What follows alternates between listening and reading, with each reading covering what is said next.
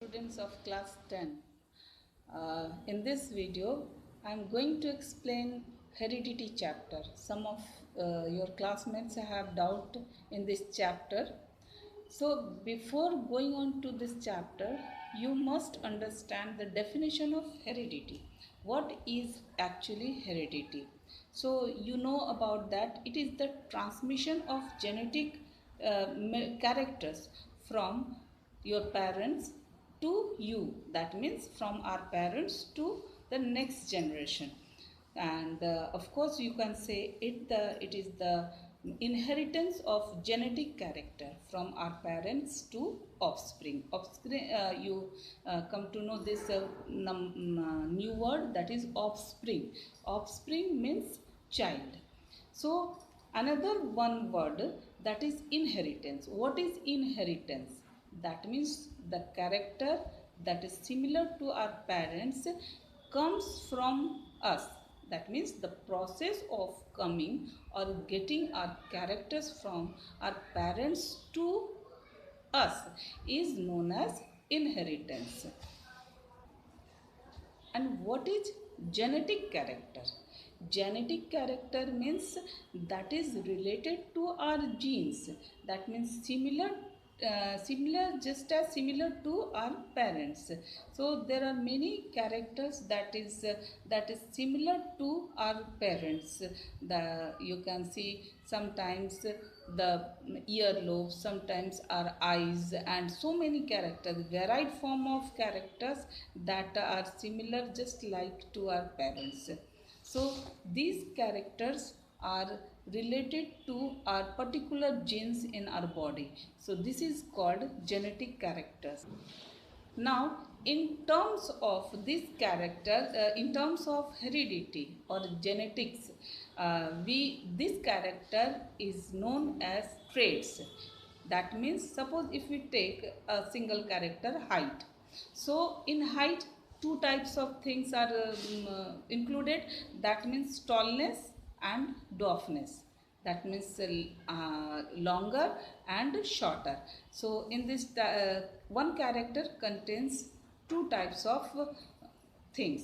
So this is called traits, and all these traits are represented by two alleles. Alleles, that means the character, you must see that the monohybrid and dihybrid character, if you represent a tallness character or tallness trait, then we represent through it is a capital T, capital T. So this allele is located in a particular area of genes.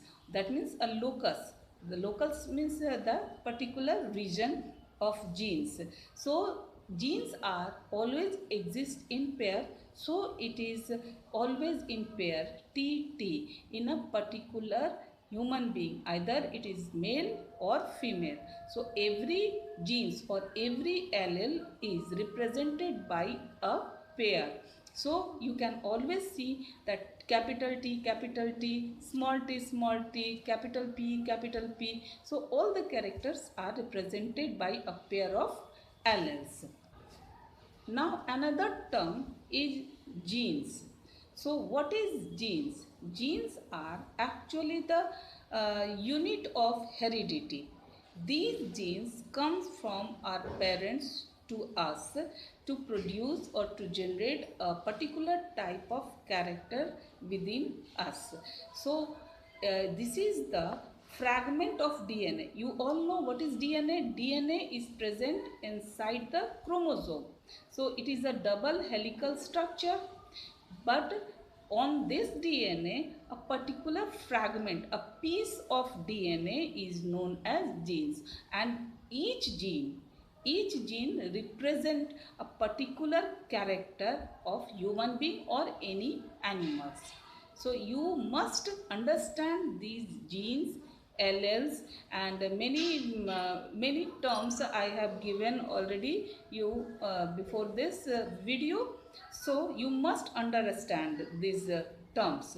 Again, phenotype, genotype, all this. And now in this video, till you must understand and learn these terms, and next I will explain the monohybrid and dihybrid cross.